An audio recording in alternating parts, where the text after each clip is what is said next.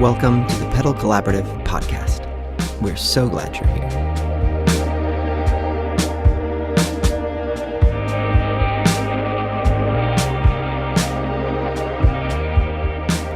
Hey everybody, welcome back to the Pedal Collaborative podcast. I am your host, Alan, with my partner in crime, Paul.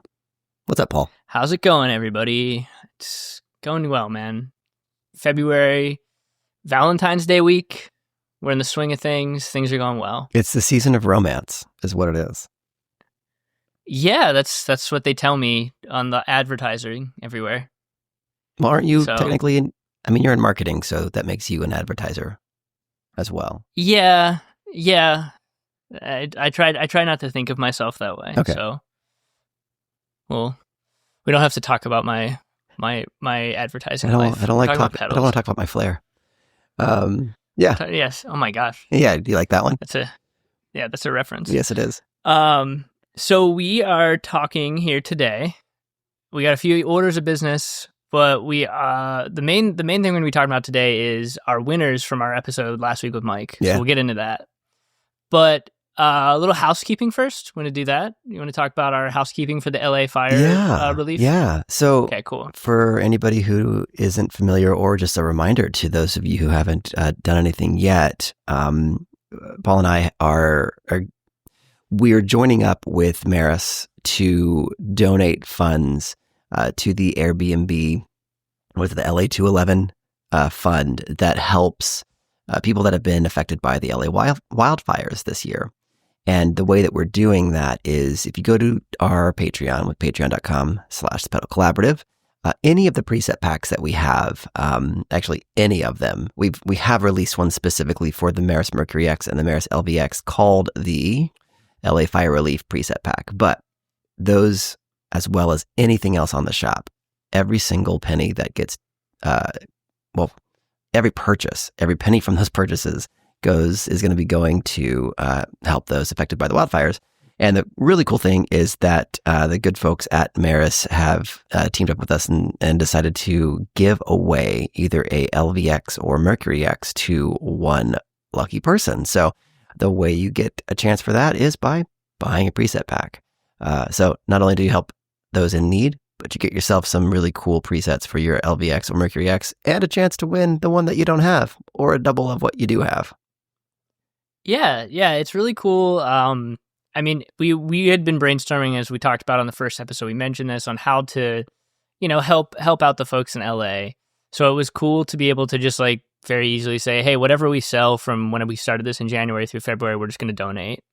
And then Maris teaming up and making it more appealing to donate and possibly win a really cool pedal that, if you've listened to any episodes of this podcast, we both enjoy their LVX and Mercury X series. Yes. And we also will be enjoying whatever they release in a week. Paul, it's a week. I know. It's a week now. The 18th, right, is when the new Maris thing comes out? Yes, the new Maris thing. So. Yes. We don't know yet. We have our theories. We're not going to speculate live because we don't do that. Next week we'll speculate because it'll have been announced. How about that? Yeah, we'll do that. That sounds good. But yeah, so through the end of this month, if you have not already participated, anything you buy on our shop, you're going to be donating to the LA Fire Relief through, I believe it's 211 LA. You did it backwards, through Airbnb. Okay. Just to help provide housing for those who lost their home or were displaced due to the fires. Yeah. So, and as cool. of today, we've raised $500, which is pretty cool. Yeah, that is cool. I know, because every penny helps and counts. So it's nice to see people supporting. I don't know. We're a small little operation, so it's cool to be able to give even that amount. Yeah. So I'm excited about that. Yeah. So super cool. Thank you to everybody who has, we'll call it giving so far. I mean, you're getting something, but you're giving, really. Yes. Yeah. So now our other bit of housekeeping is less interesting because I was bummed about it, but we didn't talk about it on any of our episodes. Less philanthropic, Paul. Yeah, less philanthropic. That's the word I was looking for. Chase Bliss mystery boxes. So we talked about them before the holidays. We took our break, and if you follow us on Instagram, I did do a story post about what we got, but it was kind of funny. We got a Chase Bliss Therme, which was disappointing because I had just sold one like a week and a half prior. And then as soon as we got the Thermae, we also just received another one in a trade that you got. So it was just kind of like anticlimactic. Obviously, that was sort of the gamble and the fun of the mystery boxes. Like, we both have a mood and a gen loss, and you have a habit. Right. So there's always the chance we got something we already had. I guess I didn't consider that we would get something we had just gotten rid of. That wasn't like in my mind. I was like, oh, I don't want to get something I already have. But it was like, I just had this pedal. It was cool. I didn't need it. Right. So I got rid of it and then got another one, which I have now since traded. But it was just kind of a funny. And I think since it then was anticlimactic. Traded it back and then back out again. Yeah, I feel like we've had 4 or 5 Thermaes in a very short period of time. Yeah. I wanted to touch on that. Yeah. I was just going to say the best part was like that last Thermae trade. Literally, it showed up in the mail. I plugged it in to make sure that it was legit and caught the mail person on their way out of my neighborhood with a new package going out. It's like a 10-minute process of how fast, like Thermae in, Thermae out. Thermae in, Thermae out. It's a fantastic pedal. It really is. But yeah, it sounds like we're slamming the pedal. We're not. It's just we have already been playing with it for a couple years now. Right. Well, and I think the reality is that the mystery box, as awesome as of an idea it is, and it really is a great idea because everybody's a winner. You're gonna get, because it for the 10,000 people who got to take part of it, is a $300 buy-in, and you're guaranteed a pedal from Chase Bliss, which none of them cost $300. They're all either discontinued, they're rare one-offs, or I think the cheapest price right now for any of their stuff is $399, because they raised some of their prices, I think. So yeah, that everybody was a winner, and I think the Thermae is actually one of the discontinued ones. Thermae's one of the discontinued ones. They were retailing at $499. So I mean, we got a hell of a deal, honestly. And yeah, it's a great idea. Part of that whole like discontinuation was the whole ROHS compliance out in the EU, where some of those capacitors that had, I think it's cadmium sulfide or something like that, that the EU was like, it's going to give you a cancer, which obviously nobody wants cancer, and we want to avoid such things. Obviously, I think having them kind of hermetically sealed inside capacitors, maybe not hermetically sealed, you can fact check me and correct me, that's okay. Having that inside of a pedal that then is also like screwed together, I don't think there's much risk, but I get it.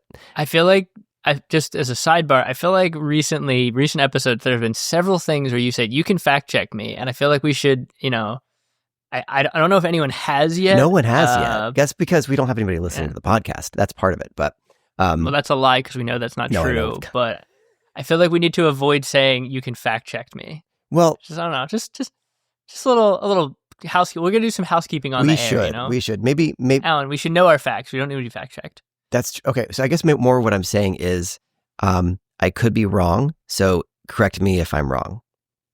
And I'm just shortening that to fact check me.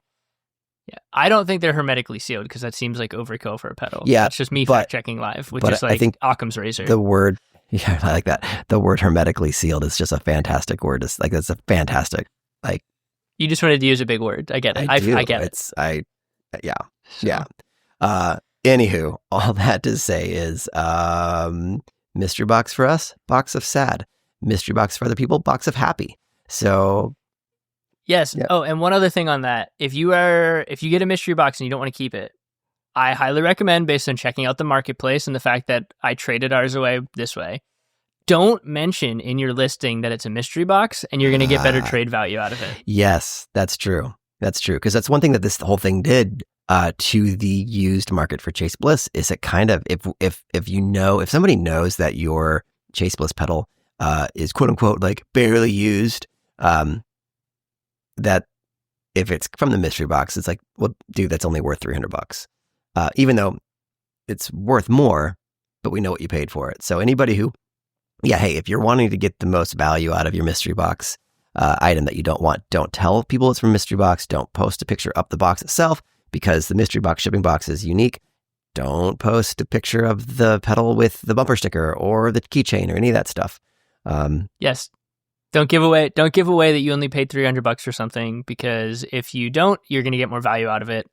Saying this from personal experience, but also just kind of checking out the forums and seeing who's offering things and what's being offered for boxes that have the mystery box versus ones that are just, hey, this is a Therme, or hey, this is a Mood Mark II. Yep. And you can fact check Paul on that. You can fact check me, but it's all over. So Facebook, Reddit, Gear Page, I've seen it everywhere. If it's a mystery box, the offers are way lower. Yep. If it is just the pedal, it's totally a psychological thing for people. It absolutely is. That's our trade tip of the week. It's a new segment that we're not going to repeat because I'm going to forget about it. We probably will. So, all right, enough mystery box talk. So into the winners of our first annual. I'm saying this with hopes that we have it next year with Mike again. Our first annual Relic and Pedal Collaborative awards results. That's right. So, assuming you're listening to these or you listened to last week's episode. Last week we had on Mike Nicosia from Relic Music Shop out in Red Bank, New Jersey. And it was an awesome time talking with Mike. It was so much fun. Nerding out about the pedals we liked from last year. It warmed my heart to just talk gear with someone else. What, am I boring which to Alan you? and I always Come love. on. No. It's just fun to have a third, you know? Don't clip that.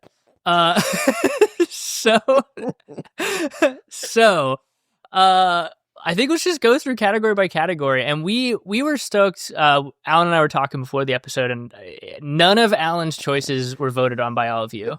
So yeah, that's how this works. I chuckled about Paul, that. Mike, and I all gave a nominee for each category.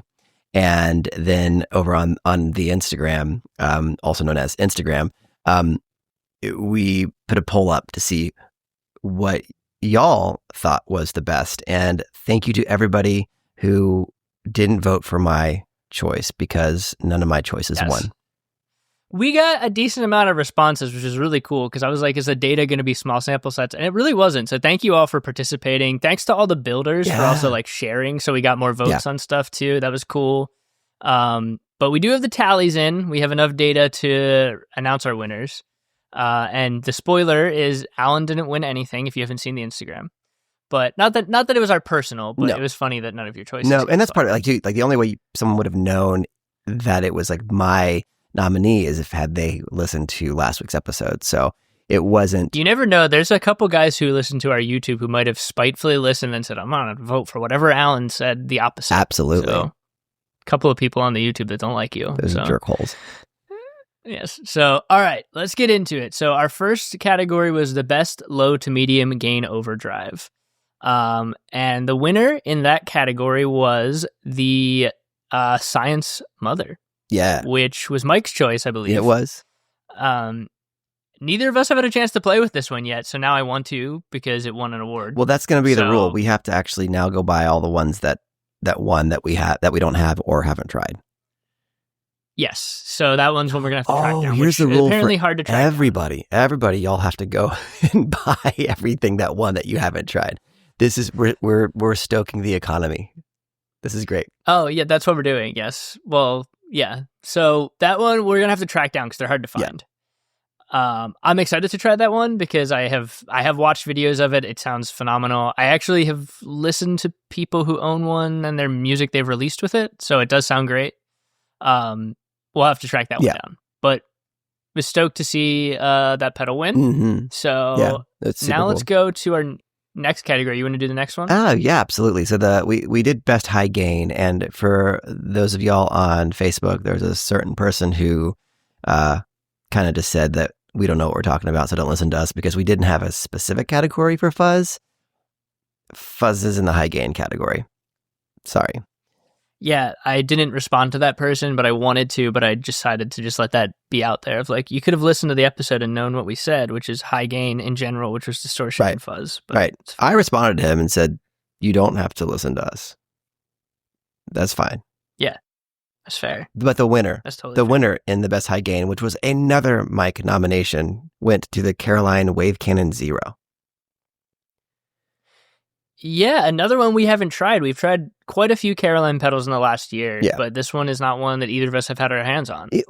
But to be fair, it's also because neither of us are really, like, we don't taste all of the high gain samples. You know what I mean? Like, I will go buy another medium to low gain drive before I go get to high gain. That's just because of the way that I play. But there's a whole gamut of high gain stuff that is just foreign to me. But I know the quality that Caroline brings, and I guarantee this is going to sound amazing. Yeah, I feel like I want to get my hands on this one sooner rather than later. Actually, my next trade listing, I might put it as there you go. Desires. There you go. Because I'm intrigued by it. And I feel like the last couple of years, I feel like I've been more and more dabbling in high gain again for the first time in like years. Yeah. Just because of like being a low gain player and like ambient and church player for many years. And I'm like sort of coming back to my roots, which was like listening to screamo music back in the day. Yeah. So I'm like, I want more high gain. So I definitely want to check this one out. Also, Mike 2 for 2 out of the gates with his nominees, which was pretty cool. So yeah, Caroline, we love them. We're going to try this one. Yeah. That's, as we get our hands on each one of these, some are rarer than others. We'll make sure we add our review to whatever episode we do that. Obviously, we'll make a video on the channel, but so yeah, Wave Cannon for best high gain. Next category, Mike 3 for 3, another one that neither of us have played, but actually we already talked about getting our hands on. So embarrassing. Which was, there's a lot of pedals. This was for best modulation, the Benson and Non-Human Audio Florist Dynamic Modulator. Yeah. I don't know much about this one. I looked it up after Mike mentioned it, and it seems really cool. Yeah. So, sounds great. I mean, Benson pedals, I've not played one that sounded bad. Right. So, I'm excited to try this one out too. Yep. We already made a plan to acquire this one, I believe, right? What was that? Did you just drink a Slurpee or something? That was me drinking my iced coffee. Oh, so okay. Okay, cool. Yeah, it's fine. Just let it go. So for best time-based effect, actually, I think you. Well, wait. Mike and I both said this. You one. did. So I was just looking back at it. Wait a second. I'm also looking at you did some. What happened with the edit on the Instagram post where it looks like sloppy at the top? What do you mean? Oh, it looks like it like melted. Because it was such a hot effect, it melted. Interesting. I don't know what happened there. I just noticed that now. I didn't notice it on my phone. The corner of the pedal. Yeah, it's like melted. Well, weird. It's weird. Okay, now everybody go to the Instagram post and start talking about the melty pedal. Yeah. So this is, I guess, Mike can take credit for this as well. It was also one of his nominations, but you had it in there too. So this goes to the Old Blood Dark Star V3 stereo. And spoiler alert, it actually wins twice in the categories. Yeah. So it's the only one to win twice. So Brady and folks at Old Blood, y'all got it. Y'all hit it hard this year. That was a fantastic release. Yeah, a very late entry to 2024. And I remember actually texting you the week we both got them, because you got the one from Old Blood. I got the Chapel Roan edition, and you got the Relic edition. The Relic edition, because I got the purple one, which is by far the most beautiful edition that I've seen. Yeah, it's pretty sick. Yeah. So, but I remember texting you when it came out and saying, "Dude, this might be my pedal of the year." I didn't expect it in like November when it came out. You were calling it. I did call it, and then the people spoke and agreed with that. Yeah. So that was cool. But yeah, I still, honestly, that pedal is one of those ones that every time I plug it in, it's just really inspiring. There's a couple of settings where I can just get lost in it, just like jamming on like one sound. Yeah. They really nailed it with that pedal. Mm-hmm. It's absolutely great. And as an aside, I am very excited that they're going to have a V3 of the oil can delay in the same format. Yeah. Yeah. Might be a V4 or Black Fountain delay. Black Fountain delay. Right? Yeah, Black Fountain, but it is their it's their oil can. Yeah, I'm really excited because this. I mean, so I think the first one they put out in this format was the Pardner, correct? In this format with like the slanty case, yeah. Yep, and I really like that. We did a couple videos for that one. I love the Dark Star, so I'm really stoked that they're going to have a delay. I'm assuming also will be stereo with the TRS jacks. The Black Fountain will be stereo, yes. And that'll be really cool. I think this also means, and this is pure speculation, but I think there's going to be a Sunlight coming. I mean, I would be surprised if they don't do that because they discontinued the was it the Dark Light that came out in 2023? That had that had both pedals, Had both, the Dark yeah. Star and the Sunlight. Yeah. I hope they do it too, where like if you have both, they like face each other, like the Dark Light pedal did. They have to. They have to. Yeah. So, just really stoked on what Old Blood Noise is doing. A lot of good innovation. So I was stoked at this one, best time based. Yeah. And we'll get to the other place at one. So let me flip to best experimental effect. Yeah. So this was the EAE prismatic wall, which I think I've talked about on a few episodes of wanting to get my hands on, and I have one coming today as we're recording. Yes. Yeah. So finally got my hands on one. Shout out to some random Redditor who mentioned that somebody had, I think it was Safe Haven Music in Long Island. Yeah, had a couple in stock from the latest drop. And you and I were texting on Super Bowl Sunday, and I was like, should we get it? I don't know.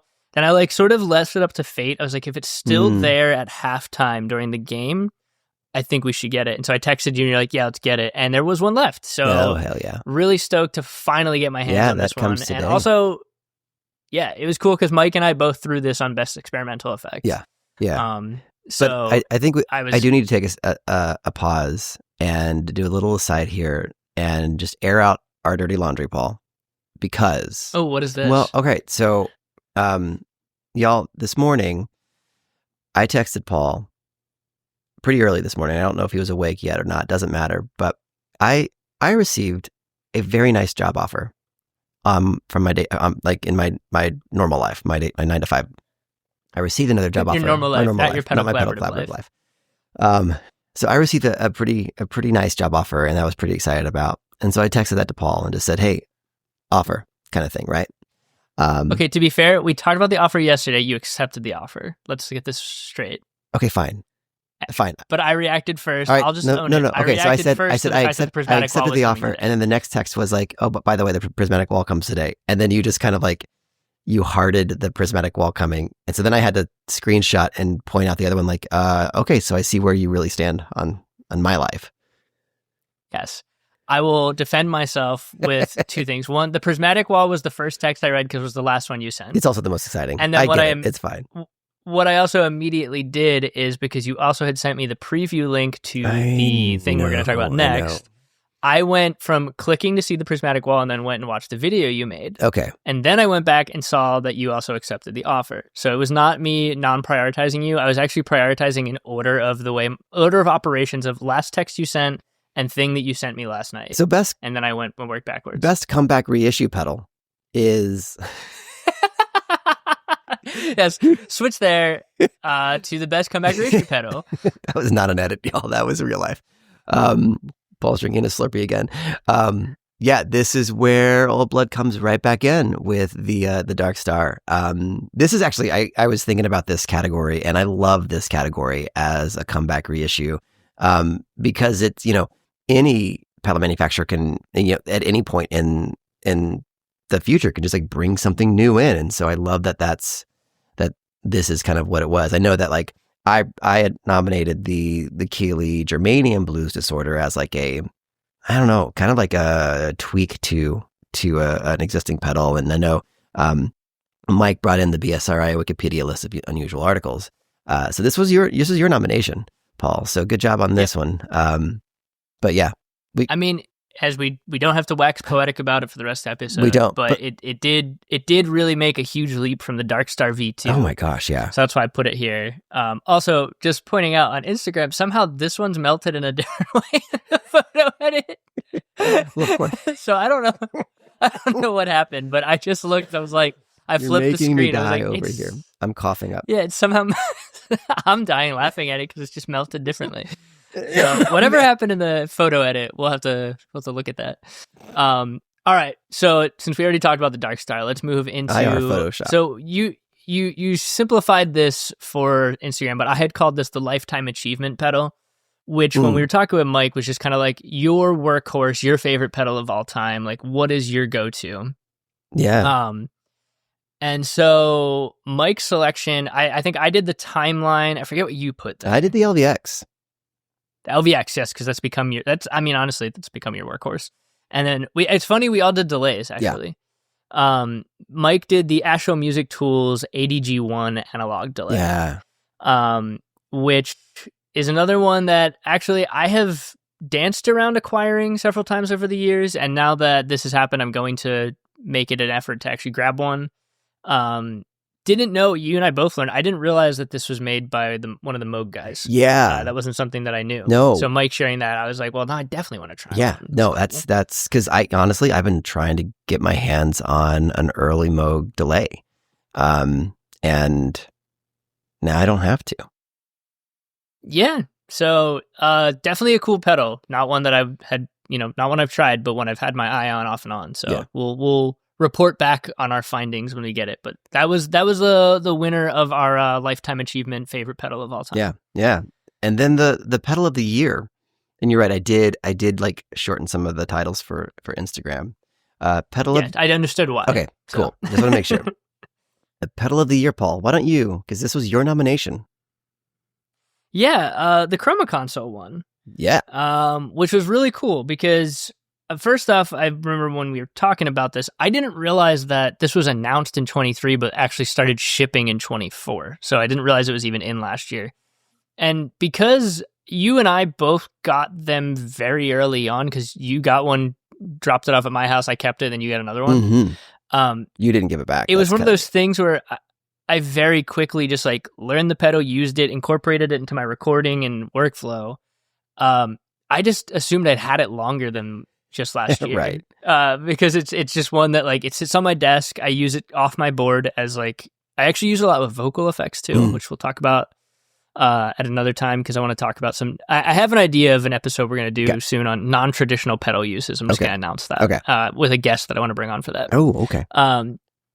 But yeah, it was cool to see others agreed. The Chroma Console it's reductively a multi-effects pedal, but it's got so many different little unique angles, and I really, really love that it's not a master of anything, but just jack of all trades. Right. And I love that they know that, they own that.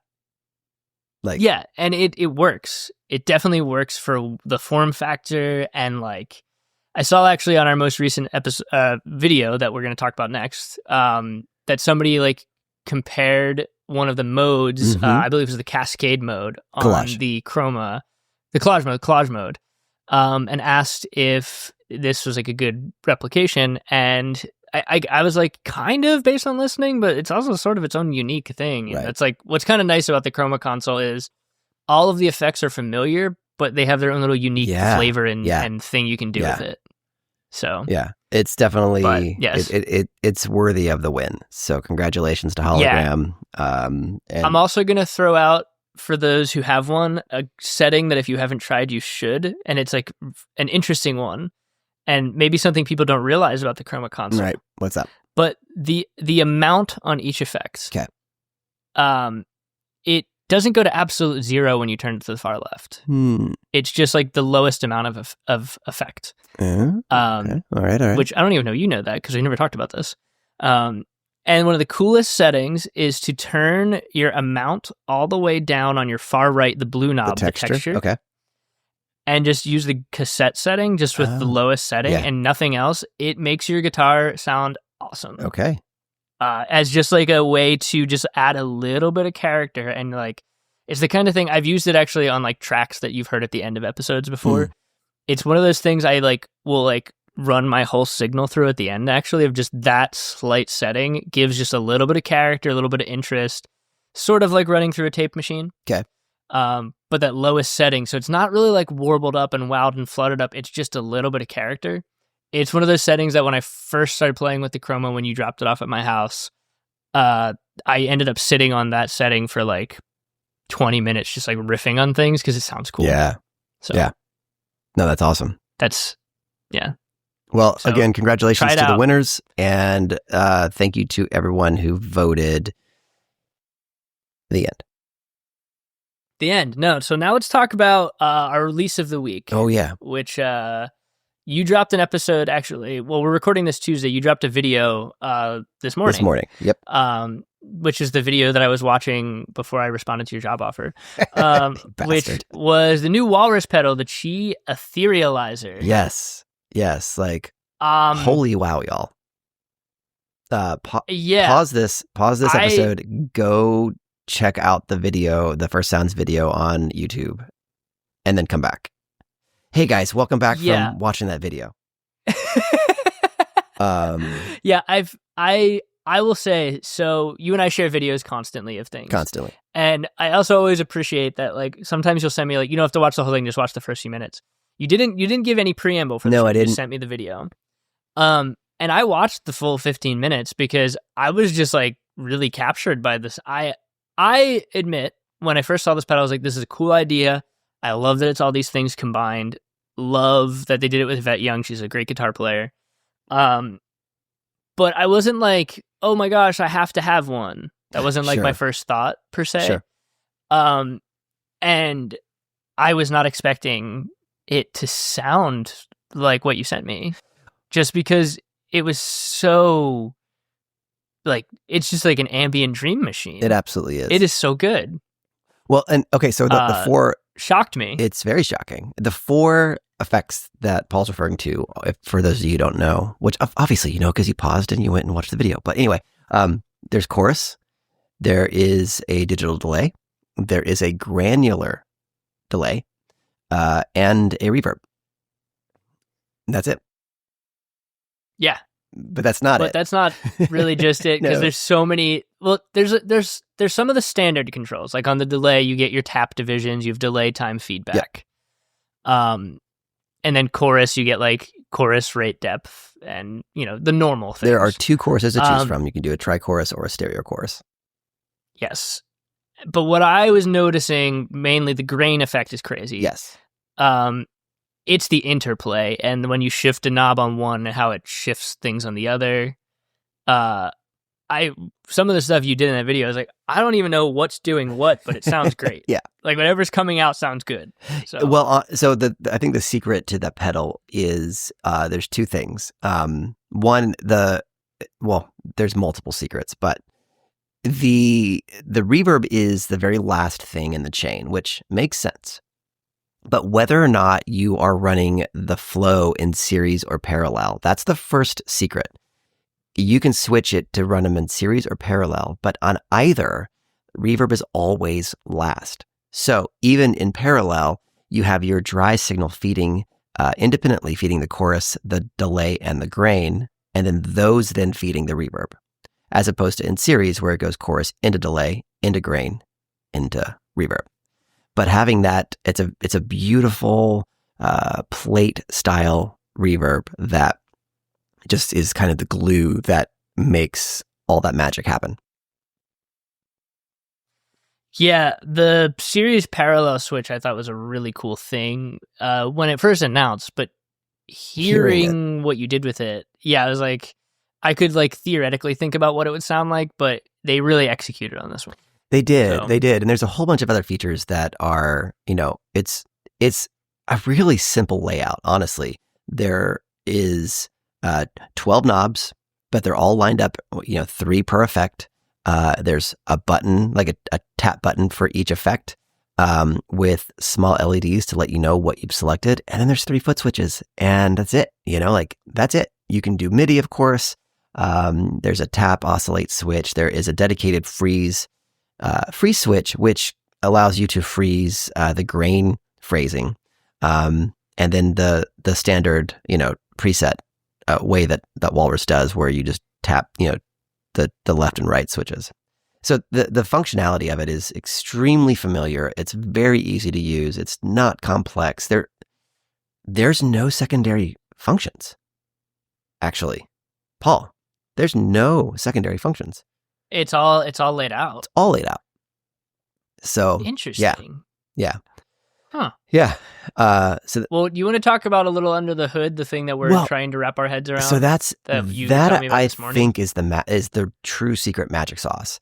And as to why what I was doing in that First Sounds video, it kind of boggled our minds because it didn't necessarily respond the way you would think it would. It does, but it also does it at the same time, and you just got to play with it to really understand what that is. And what I'm talking about, what Paul's alluding to, is Walrus made a brand new proprietary DSP platform that they have first released in this Qi.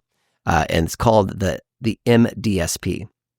So they actually talk a little bit about it on the website for the Qi, but it's the first time they're using it, and it's proprietary. It's a brand new digital processing platform that they designed, and it's an ARM based Cortex M7 processor is what they're using to do this, and it's going to let them basically jump over all of the competition who is using older based DSP Strymon, to make really cutting edge music in their effects. And some of what you hear, like one thing that I'm talking about, like, so there's a faster sample rate and the audio is a little bit more superior. And you hear that, I think, like with the Qi, when you're changing some of the time-based effects in real time,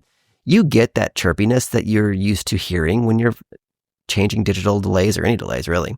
But the recovery rate is so fast. It's like this different kind of musicality to it. And I don't know. That's one thing that I noticed.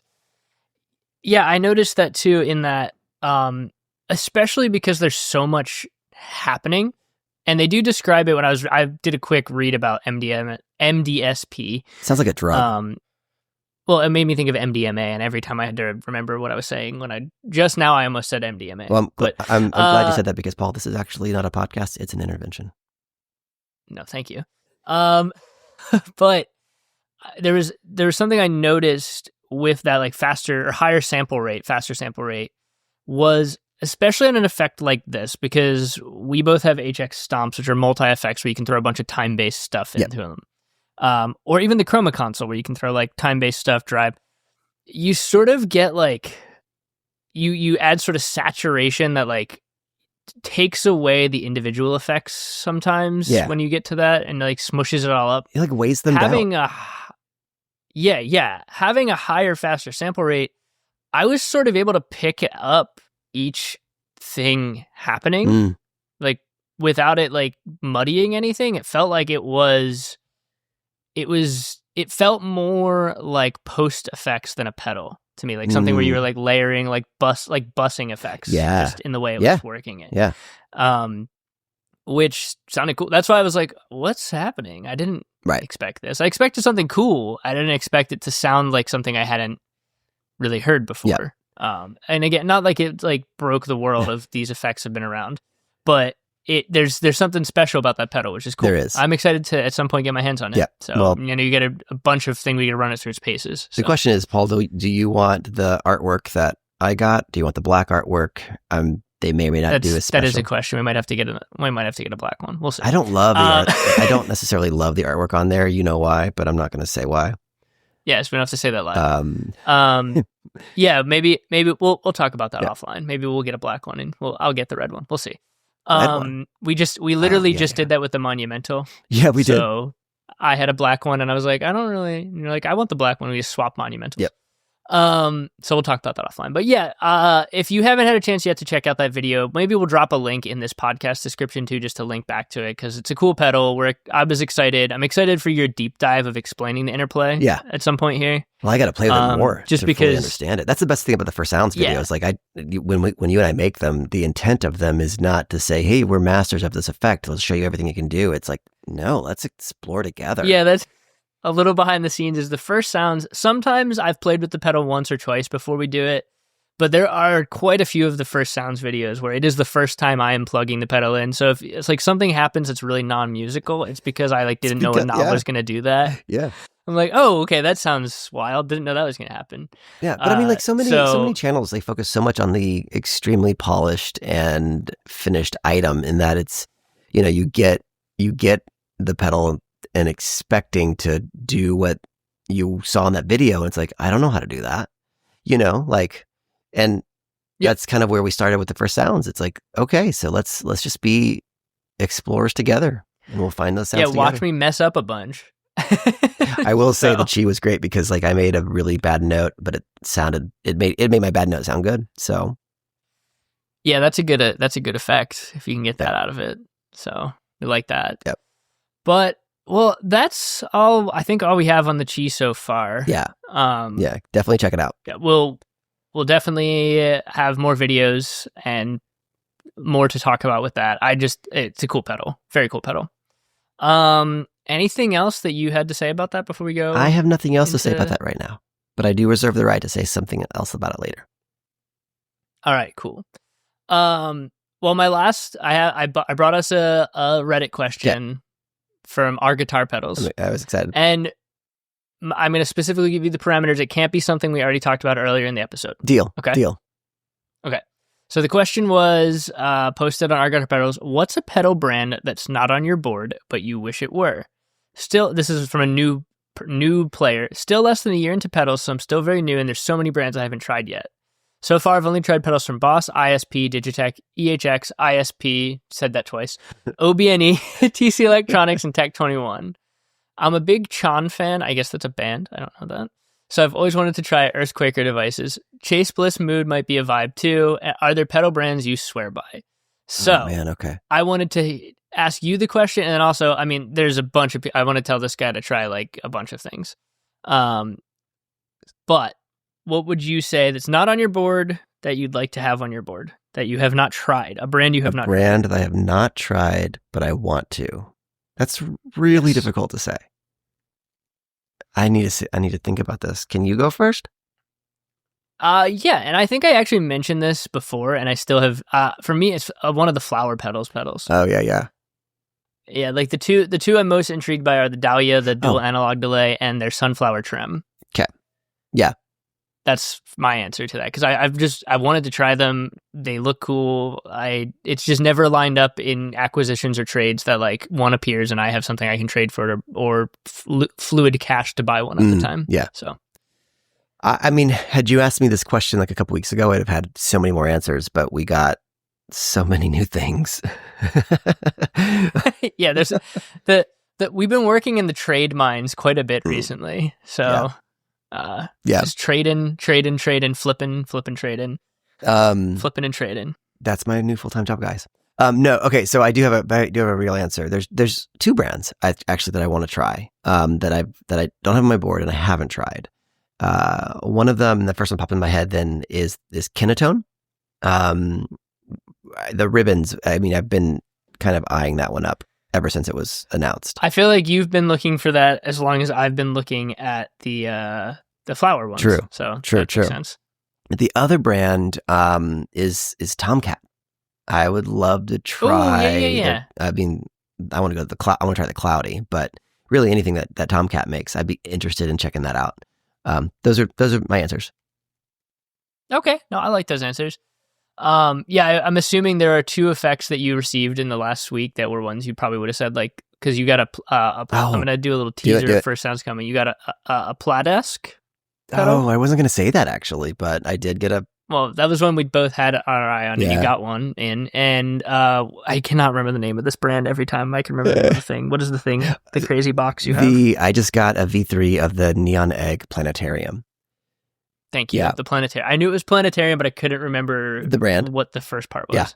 And it's really cool. And that First Sounds video is, I texted Paul and I was like, I think I went too hard on this and too hard, too quick. And you're like, nope, it's good. So.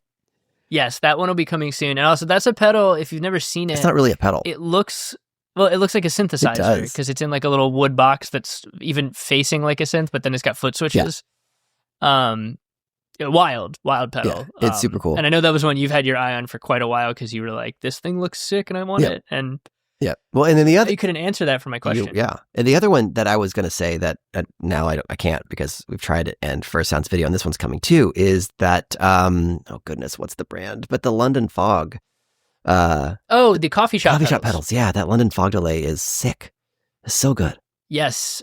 I have that one now, and I'm glad. That was one I think I brought to your attention sometime last year. I was like, have you seen these? You're like, we should reach out. Yeah, you did. And I think we're going to reach out again after trying that one. Well, we have how many days until potential tariffs go up in Canadian goods? So we better jump on it fast. That's a cool pedal, though. It is. I thought it was cool from like what I'd seen on, because I think I first saw Coffee Shop from like an Instagram ad, maybe. Okay. Or like, I just remember that pedal was the one I saw maybe it was on like Discover page because I look at so many pedals, but I was really impressed with it. And then when you brought it over and showed it to me, I did not even know half the things it could do. And I've been enjoying like messing with it, digging into it a bit Very more. nice. There's some really cool stuff in there. It is in many ways just a tape delay, but it does a bit outside the box, which is cool. So here's a little bit of a teaser for people on it. One thing that makes it stand out to me that I really love is that I'm pretty sure my favorite sound out of it, which is the bidirectional tape, I don't think I can get the LVX to do that. And that to me is a sign of this is a good pedal.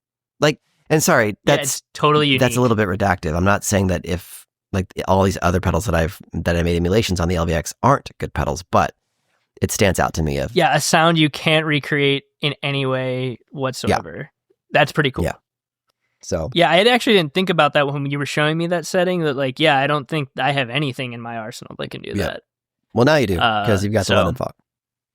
I do have it in my hands right now. So literally, it's actually sitting in front of me on my desk because I was playing with it last night. So I just have a cup of coffee.